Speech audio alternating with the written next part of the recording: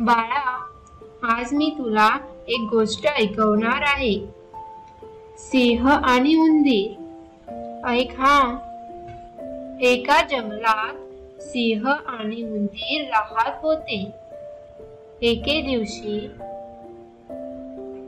आई, मग पुढे काय झालं? सिंह उंदीरला पकडायला गेला, पण उंदीर त्याला सांगतो, माझ्यामुळे तुला काही होणार नाही. असं म्हणता म्हणता सिंह आश्चर्यचकित झाला. आई, सिंह उंदीरला सोडेल का? हो, तो उंदीरला सोडतो. तुझं काय विचार आहे? सिंहाने असं काय केलं? कदाचित सिंहाला समजलं की उंदीर इतका छोटा आहे की त्याला काही होणारच नाही. अगदीच. काय छान विचार केलास. या क्रियेमुळे मुलांची ऐकण्याची क्षमता वाढते.